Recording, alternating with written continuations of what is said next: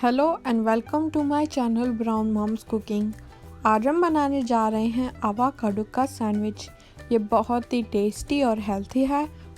ये बहुत ही इजीली बन जाता है। ये बहुत ही क्रिस्पी है और सभी को पसंद आने वाला है। तो आइए शुरू करते हैं इसे बनाना।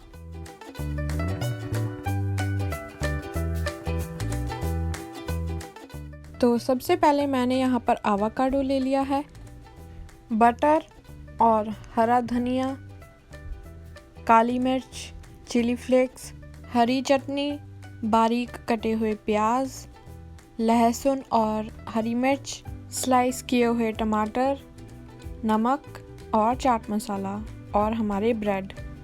तो सबसे पहले मैं आवाकाडो का सीड निकालकर और उसे पील कर इसे मैश कर लूँगी। तो मैंने यहाँ पर आवाकाडो को मैश कर लिया है। मैंने इसे बिल्कुल स्मूथ मैश नहीं किया है, मुझे ऐसे ही अच्छे लगते हैं। अब मैं ऐड कर रही हूँ हमारी गार्लिक और हरी मिर्च, हमारे बारीक कटे हुए प्याज,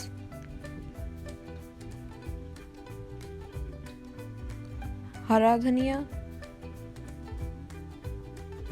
थोड़े से चिली फ्लेक्स और काली मिर्च। अब मैं इन सभी चीज़ों को अच्छी तरह से मिक्स कर लूँगी और स्पाइसेस आप अपने अकॉर्डिंगली रख सकते हैं और जो हमारे इंग्रेडिएंट्स हैं वो भी आप अपनी मनपसंद के इस सैंडविच के अंदर ऐड कर सकते हैं। ये अच्छी तरह से मिक्स हो चुका है। अब मैं टेस्ट के अकॉर्डिंगली नमक और चाट मसाला ऐड कर दूँगी। इन्हें भी अच्छी तरह से मिक्स कर दूँगी मैं। और हमारी सैंडविच की स्टफिंग बनकर तैयार हो चुकी है। अब हम हमारे सैंडविच बनाकर तैयार कर लेंगे। तो सबसे पहले मैंने यहाँ पर ब्रेड ले लिया है, बटर ले लिया है रूम टेम्परेचर पर। अब मैं बटर को हमारी ब्रेड के ऊपर लगाकर उसके बाद हमारी हरी चटनी को ब्रेड के ऊपर लगा दूँगी और फिर हमारी स्टफिंग को ऐड कर दूँगी अच्छी तरह से और फिर हमारे टमाटो के स्लाइसेस को ऐड कर दूंगी। उसके बाद मैं दूसरे ब्रेड के ऊपर थोड़ा सा बटर लगा दूंगी और फिर वैसे ही हरी चटनी को भी लगा दूंगी और फिर हमारी स्टफिंग को ऐड कर लूँगी। ऐसे ही मैं सभी ब्रेड्स को बनाकर तैयार कर लूँगी। इस ब्रेड पर मैंने सिर्फ बटर ही ऐड किया है ताकि जो हमारे स्टफिंग वाले ब्रेड हैं तो मैं उनके ऊपर रख सकूं और बटर वाली साइड ऊपर होनी चाहिए।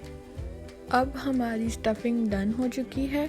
अब हमारे सैंडविचेस को टोस्ट करने के लिए मैंने यहाँ पर नॉन स्टिक तवा ले लिया है और फ्लेम हमारी मीडियम टू लो पर है और जो हमारे बटर वाली साइड है हमारी सैंडविच की वो नीचे रख दूँगी हमारे तवे के ऊपर और फिर जो ऊपर वाला ब्रेड है उसके ऊपर भी मैं बटर को लगा दूँगी और अब मैं एक पलटे की मदद से इसे प्रेस कर दूँगी और फिर इसे पलट दूँगी।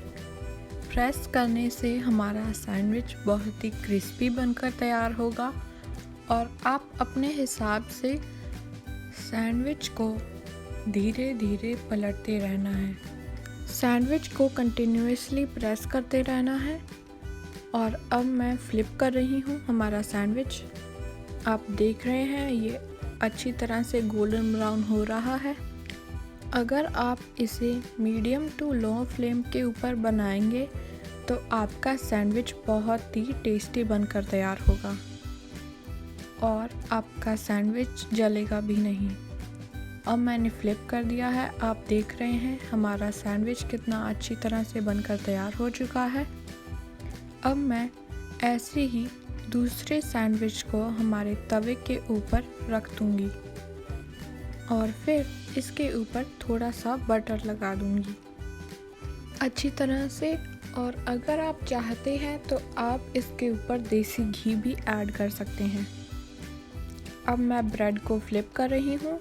अगर आप चाहते हैं तो आप इसे एक्स्ट्रा क्रिस्पी भी बना सकते हैं। इसे कंटिन्यूसली टैप करती रहूँगी और फिर फ्लिप कर दूँगी।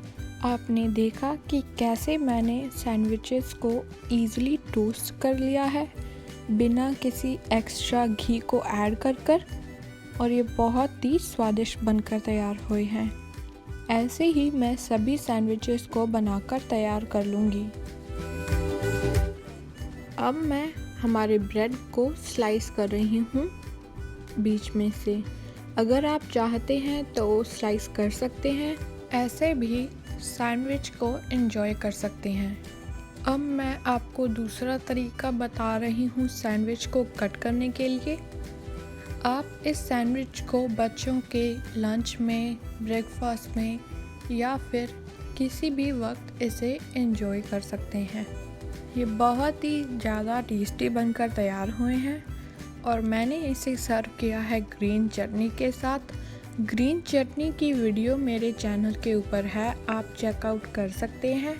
आपने देखा कि मैंने कैसे सैंडविचेस को बिल्कुल इजी तरीके से बनाकर तैयार कर लिया है।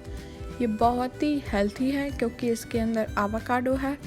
ये बहुत ही टेस्टी है, तो आप प्लीज़ इसे घर पर ज़रूर ट्राई कीजिएगा और मुझे कमेंट सेक्शन में बताइएगा कि आपको ये मेरी एक रेसिपी कैसी लगी।